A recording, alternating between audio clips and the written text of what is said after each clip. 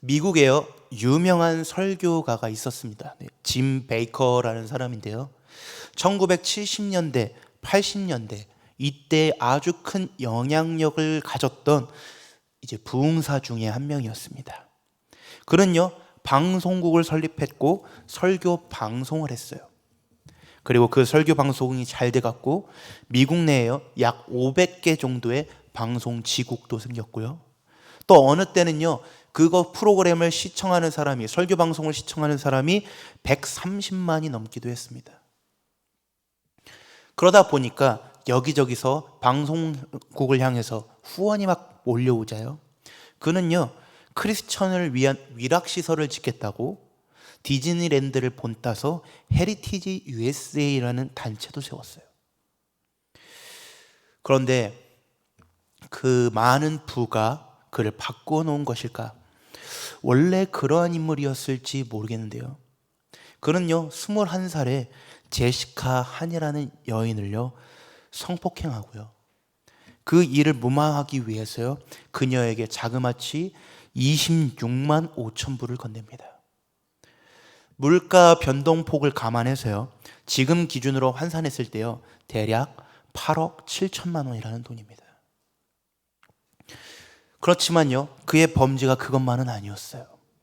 결국 그는요, 1989년에 공금 1억 5,800만 달러의 횡령행위, 사기, 이런 여러 가지 갖가지 24건의 죄목으로요, 징역 45년, 벌금형을 선고받게 됩니다. 당시 이 사건으로 인해서요, 미국 내 교회에 정말 이 성직자, 정말 이제 믿는 사람들, 기독교인들에 대한 그 사회적 신뢰 지수가 급감했고요. 많은 이들이요, 이로 인해 갖고 신앙의 길에서 떠나게 되었습니다. 문제는요, 이 다음이에요.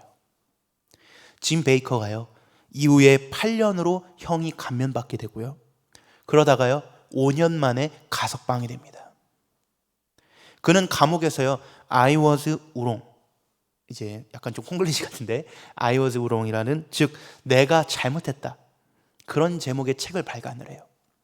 그리고 석방된 후에요, 다시 TV에 등장을 해서 설교를 하기 시작합니다. 그가 처음 방송에 나와서 한 말이요, 내가 회개했습니다 였어요. 그리고는요, 아무 일도 없다는 듯이 다시 스튜디오를 열고요, 짐 베이커 쇼라는 프로그램을 만들어서 또다시 방송을 하기 시작합니다. 그는요, 이 세상이 곧 멸망할 것이라고 주장하면서요, 사람들에게 종말을 견디는 생수, 정말 어떻게 사이비 같죠? 예. 종말을 견디는 생수하고 또 다양한 응급 피난 기구들을 막 팔기 시작했어요. 그가 TV에 나와갖고요, 다양한 프로그램들에 나와서 막 눈물을 흘리면서 회개했다고 이야기합니다. 그리고 그가 한 회개에 대해서 사람들은 다양한 평가를 해요. 한쪽에서는요, 그의 회개가 정말 눈물 흘리는 진실한 회개였다고 이야기하는 사람들도 더러 있습니다. 하지만 반면요, 대부분의 사람들은요, 그가 여전히 TV를 통해서 모금하고 이익을 편취하는 모습들을 보면서요, 아, 그가 진정한 회개를 한 것인지 정말로 의문을 품는 사람들이 참 많았습니다. 사랑하는 성도 여러분, 여러분들의 생각은 어떠신가요? 어떤 회개가 바른 회개라고 생각하십니까? 저는요, 이러한 사건들을 보면서요, 과연 회개가 무엇일까? 이런 질문을 던져봅니다. 여러분, 회개하면 생각나는 사람이 있죠. 성경인물, 바로 세례 요한입니다. 세례 요한이요, 예수님의 오심을 준비하면서요, 세상을 향해 던진 한 외침이 있었습니다. 무엇인가요? 마태복음 3장 2절 말씀에 회개하라, 천국이 가까이 왔느니라. 회개하라, 천국이 가까이 왔느니라. 그리고요, 우리 예수님도요, 공생애를 시작하시면서요, 마가복음 1장 14절 15절에 이렇게 이야기하십니다. 요한이 잡힌 후 예수께서 갈릴리에 오셔서 하나님의 복음을 전파하여 이르시되 때가 찼고 하나님의 나라가 가까이 왔으니 회개하고 복음을 믿으라 하시더라. 사랑하는 성도 여러분, 회개란 무엇일까요? 우리 믿는 사람들에게요, 이 회개가 있다라는 것은요, 정말로 정말로 감사한 일입니다. 그렇죠? 죄를 짓고요, 회개하면 되니까요. 그런데 우리는 고민해 볼 필요가 있는 게요, 과연 우리가 하고 있는 이 회개가, 참회가 과연 정말로 진짜 회개일까? 매일같이 우리가 교회에 나와서 눈물 흘리면서 회개 기도하는 거, 이게 과연 회개일까? 무엇이 과연 회개일까? 누가복음 13장에 보면요, 사람들이 예수께 찾아와서요, 빌라도가 갈릴리 사람들을 죽이고 그들의 피를 제단에 뿌렸다는 이야기를 전합니다. 그때 예수님이 이렇게 응답하세요. 누가복음 13장 2절에서 5절 말씀을 우리 한번 같이 한번 보겠습니다. 우리 2절에서 5절 말씀 좀 긴데요, 같이 한번 읽어보겠습니다. 시작.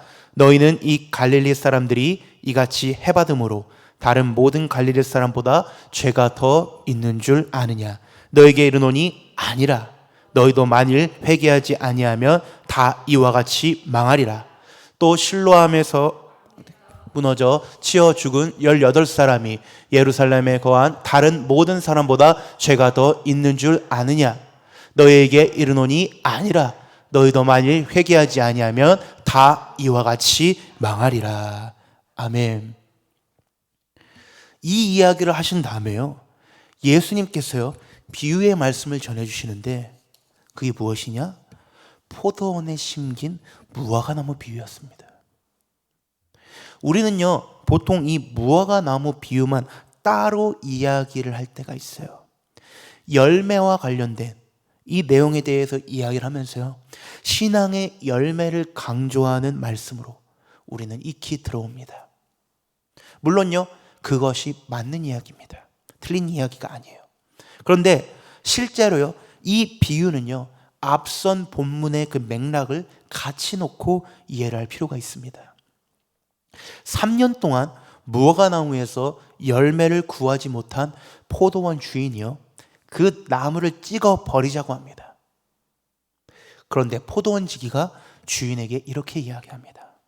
제가 두루 살피고 거름을 주겠습니다.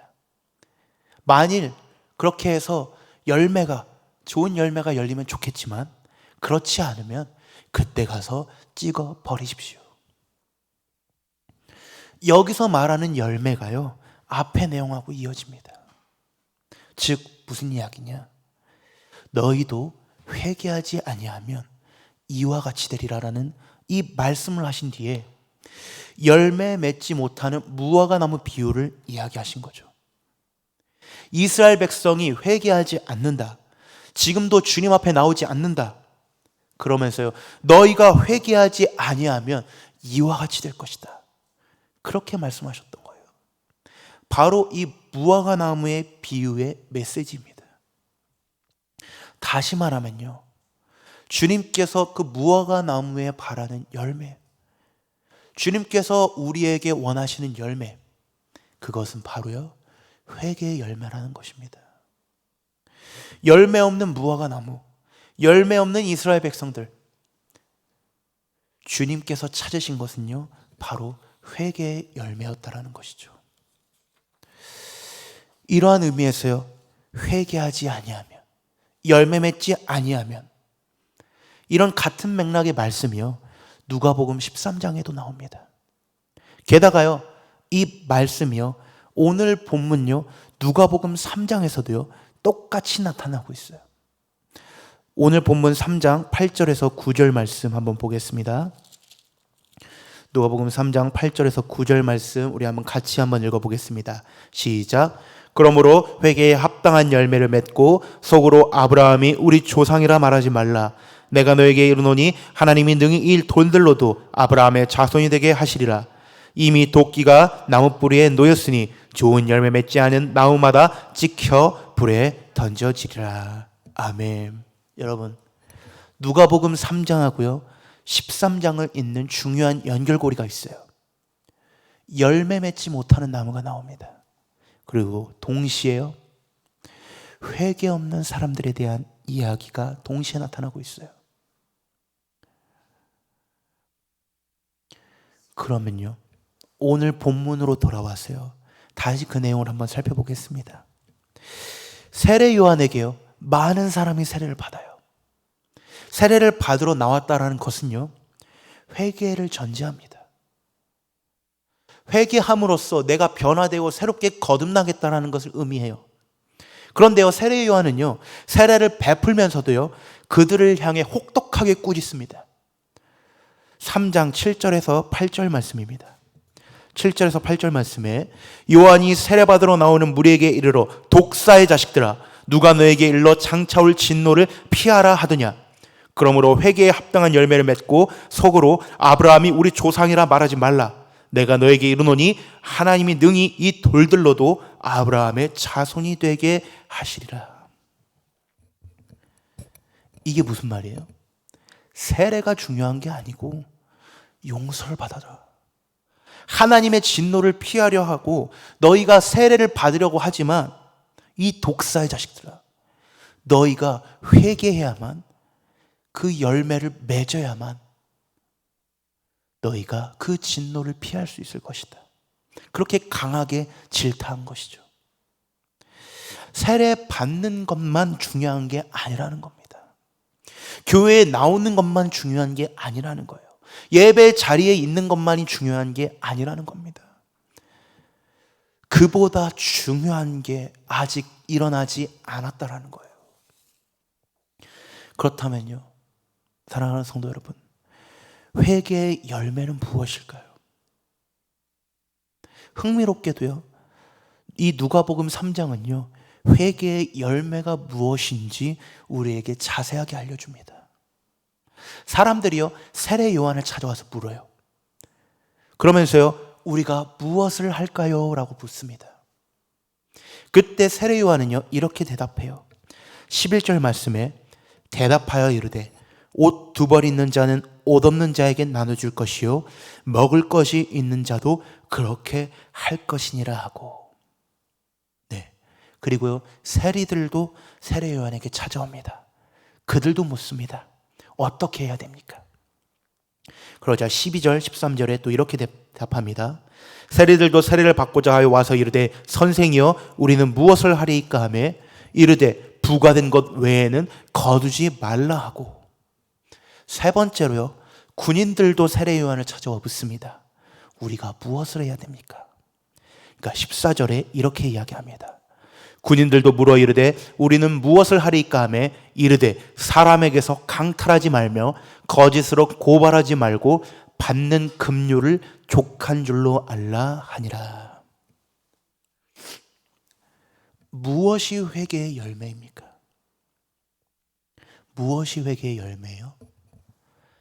삶에 나타나는 것, 삶이 변화되는 것, 삶이 돌이키는 것이 회개라는 것입니다. 우리 주님께서요, 세례 요한을 통해서 이렇게 이야기하시는 거예요. 네 이웃을 긍휼히 여겨라. 정직하게 살아라. 권력을 남용하지 말아라. 사람들을 강탈하지 말아라. 너에게 준 권력과 힘을 남용하지 말아라. 무고한 사람에게 해를 입히지 말아라. 너에게 허락해 준 힘, 너에게 준 그 권력을 남용하지 말고 오용하지 말고 정직하게 자신에게 맡겨진 일을 감당해라. 그렇게 말씀하고 계십니다.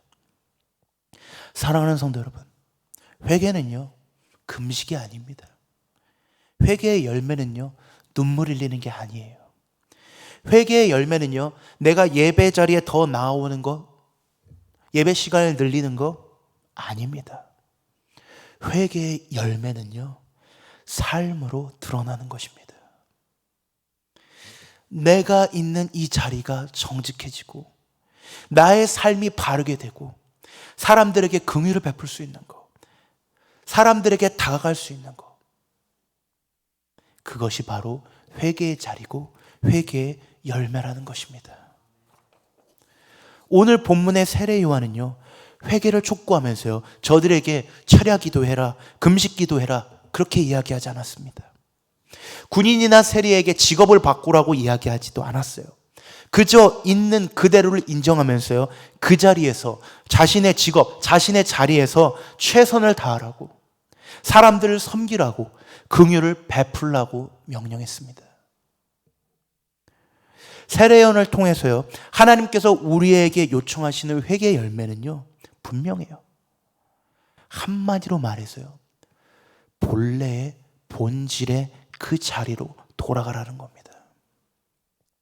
세리된 자로서 그냥 부과된 것 외에는 더 이상 받지 말아라. 군인으로서 사람을 해하고 강탈하지 말고 자신이 지키를, 나라를 지키는 그 임무에 최선을 다해라. 인간은 인간으로서 인간다운 삶을 살아라. 사랑을 나누는 본래의 존재로 돌아가라. 이게 하나님께서 우리에게 요청하시는 회개의 열매입니다. 오늘날요, 한국 사회를 돌아보면요, 정말로 혼란스럽기 그지없습니다. 덩달아요, 교회 역시도 혼란스러워요. 무엇이 잘못됐기 때문일까요? 본래의 자리에서 벗어난 것이 잘못된 겁니다. 오늘날 한국교회의 위기, 우리나라의 위기는요, 결국 인간다운 원래 해야 할 본래의 자리에서 벗어났기 때문에 지금 일어나는 겁니다. 진정한 회개는요, 본래 해야 할 그 위치로 돌아가는 것입니다. 그것이 바로 회개의 열매입니다. 사랑하는 성도 여러분, 말씀을 마무리 짓겠습니다. 여러분, 죄라는 단어는요, 헬라어 원어적으로 봤을 때요, 관역에서 벗어났다라는 뜻을 가지고 있습니다. 그럼요, 간단합니다. 회개의 의미가요, 분명해져요. 회개는요, 다시 관역으로 돌아가는 겁니다. 세리는 세리대로, 군인은 군인대로, 교회는 교회대로, 성도는 성도대로 하나님께서 우리에게 주신 거룩한 사명으로 돌아와야 됩니다. 회개란요, 자기 자신을 돌아보고 본질에서 벗어난 그 자신의 모습에 슬퍼하면서 다시 그 본질로 돌아갈 것을 결단하고요, 발걸음을 옮기는 것입니다. 후회는요, 회개의 열매가 아니에요. 우리 하나님 아버지께 돌아갈 결심을 하고 발걸음을 옮기는 것, 그것이 참다운 회개입니다. 모두요, 이 말씀을 붙들고요, 참된 회개, 진실한 회개, 삶 속에서 주님이 원하시는 그 본질의 자리로 돌아가시는 저와 여러분들 되시길 바랍니다. 그 회복의 길로 나아가시는 저와 여러분들 되시기를 주님의 이름으로 간절히 축복하고 소원합니다. 우리 시간 함께 같이 찬양하고 기도했으면 좋겠습니다.